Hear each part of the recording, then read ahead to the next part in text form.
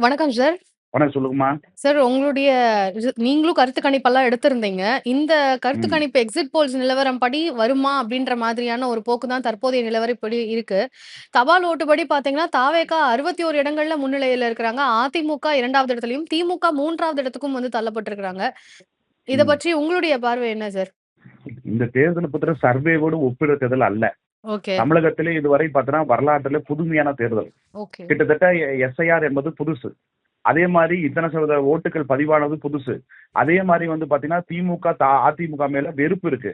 So அதுக்கடுத்து வந்து பார்த்தீங்கன்னா, இந்த ஓட்டுகள்லாம் தாவேகாவுக்கு ட்ரான்ஸ்ஃபர் ஆயிருக்கு. கிட்டத்தட்ட 73 தொகுதி நான் கணக்குல வச்சிருந்தேன். கிட்டத்தட்ட 61 தொகுதி இப்போ நிலவரப்படி வந்துட்டு இருக்காங்க தாவேகா. அப்புறம் போது அந்த சர்வேல நான் லாஸ்ட் பேட்டி குடுத்தப்போ திமுக, தாவேகாவுக்கு தான் போட்டின்ற மாரி கொண்டு வந்தேன். அதே மாரி தான் போயிட்டு இருக்கு. ஆனா திமுக பின்னடைவை சந்திக்குது. அதுதான் வந்து எப்படி எங்க இன்னும் அது சரியா புரிதல் வரல. ம். ஆனா இது வந்து பாக்குறபோது அதிமுக, திமுக, அதிமுகவை கூட்டணி அலைன்ஸ் ஃபார்ம் பண்ணாங்கன்னா நிச்சயமா கவர்மெண்ட் ஃபார்ம் பண்ண வாய்ப்பு இருக்குன்னு நினைக்கிறேன். முன்னோட்டமா எடுத்துக்கலாம்.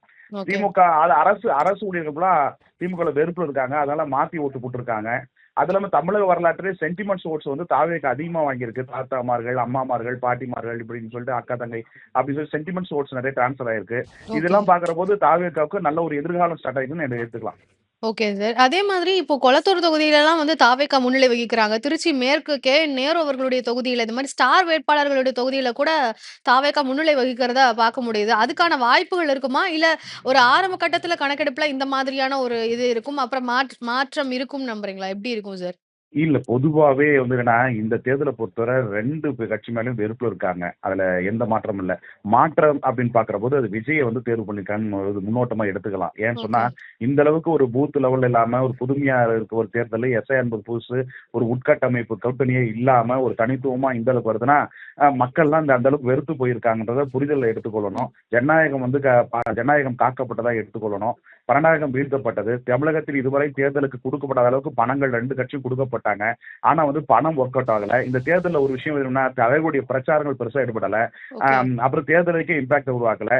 எதுவுமே இல்லாத ஒரு விசித்திரமான தேர்தல்ன்ற போது, இது விசித்திரமான முடிவை குடுக்கும்னு நான் பலமுறை சொன்னேன். ம். ஒரு காலத்துல வந்து நான் ஜனவரி மாசமே பத்திரிகையாளர் சந்திப்பு கொடுக்கும்போது திமுக, தாவேகா அப்பயே எனக்கு தெரிய வந்துச்சு. எந்த கூட்டணி இந்த ஏடிஎம்கே, அதிமுக கூட்டணி எல்லாம் இது பண்ணாம, அப்பயே திமுக, தாவேகா கூட்டணின்றது வந்தபோது நான் பேட்டி குடுத்தபோது பார்த்தீங்கன்னா, என்ன என்னென்னவோ விமர்சனம் பண்ணாங்க. ம். ஓகே. ஆனா இன்னைக்கு பார்த்தீங்கன்னா, இன்னைக்கு அது திமுக, தாவேகா தாவேகா வந்து இன்னைக்கு எட்ஜ் பெற்று இன்னைக்கு வந்து கிட்டத்தட்ட 65 தொகுதிகள் தாண்டி போயிட்டு இருக்கிறது பார்க்கிறபோது, கிட்டத்தட்ட அவங்களுக்கு ஒரு வாய்ப்பு வருமோ என்ற ஒரு சந்தேகம் எழ தோணுகிறது.